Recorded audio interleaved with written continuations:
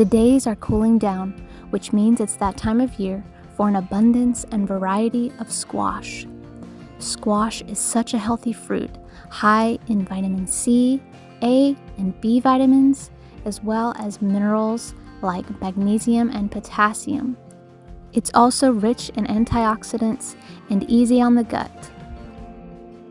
It took me a while to realize just how versatile squash is to cook with, and I wanted to share 3 recipe ideas that maybe you hadn't thought of before. The first is a butternut squash, potato, and leek soup. The butternut squash adds a lightness to the soup, as well as a tiny bit of a sweetness. So first I'm peeling and chopping half of a butternut squash, and then I'm peeling and chopping an equivalent amount of yellow potatoes. Yellow potatoes are my favorite potato. I think they have the best texture. I never used to peel my potatoes, but I have been lately because I think it makes them easier to digest. Next, I'm chopping up a leek. I normally would like to add more leek because I think it adds so much flavor, but this is all I had on hand. Since I was low on leeks, I added a couple of small onions. So it's up to you if you want to add more leek, no onions, or keep the onions.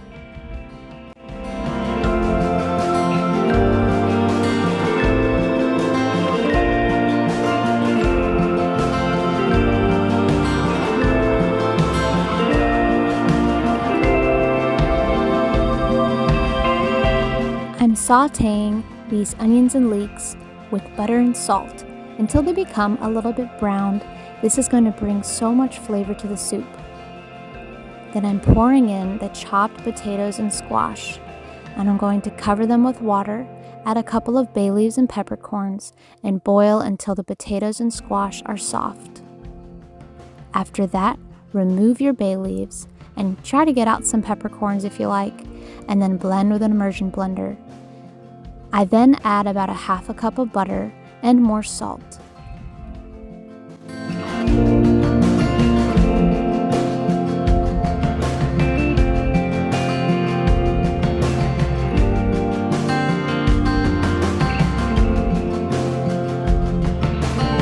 I like to enjoy this soup with pasture-raised sour cream, a little bit of paprika, and fresh herbs like parsley or fresh dill.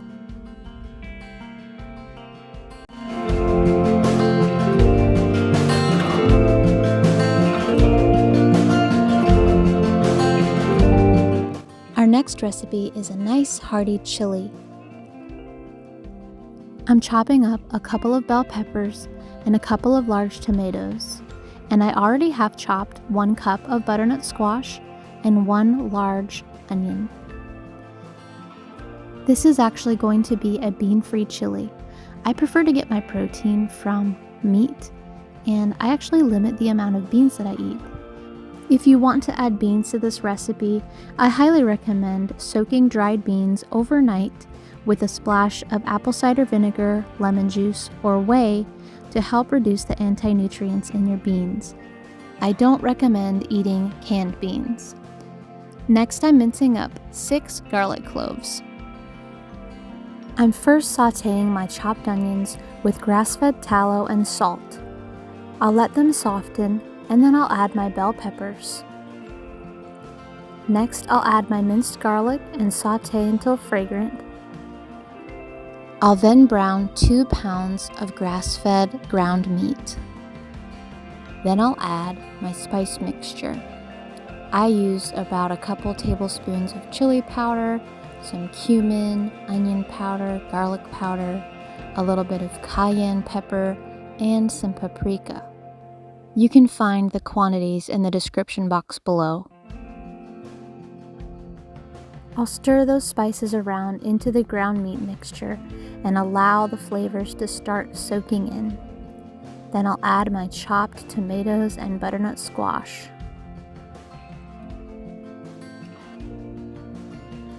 Next, I'm adding a half a cup of strained tomatoes.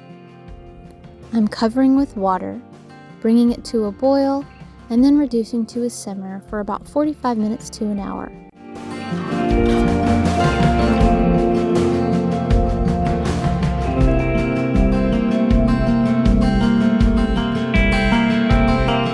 having my chili served over rice with lots of pasture-raised cheddar cheese, sour cream, and fresh lime juice.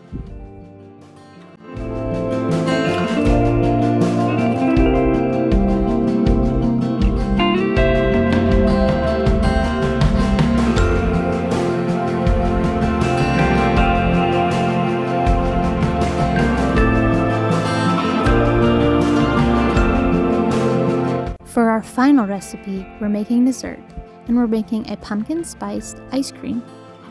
We are starting out by roasting our squash. I roasted these face down in a 400-degree oven for about 45 minutes. If you have a bigger squash, it might take longer. This is a honey nut squash, and that's how long it took. I did cut some slits to allow for some airflow. Then I'm going to place them in the freezer to let them cool. While my squash is cooling, I am warming up a cup of milk and whisking 4 egg yolks.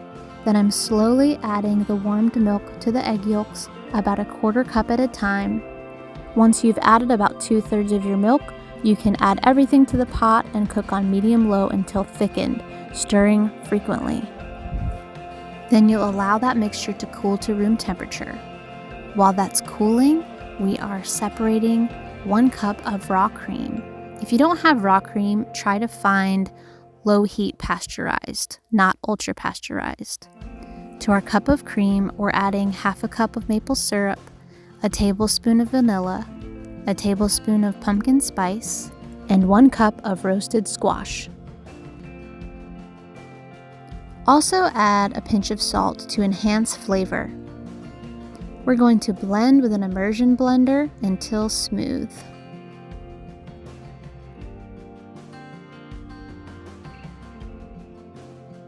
To this blended mixture, add your milk and egg mixture that's been cooling and gently combine.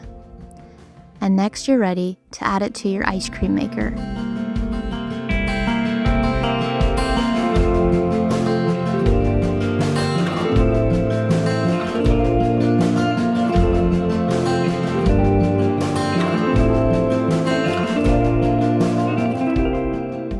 The combination of the smooth, sweet squash and the warming spices make this the perfect fall ice cream.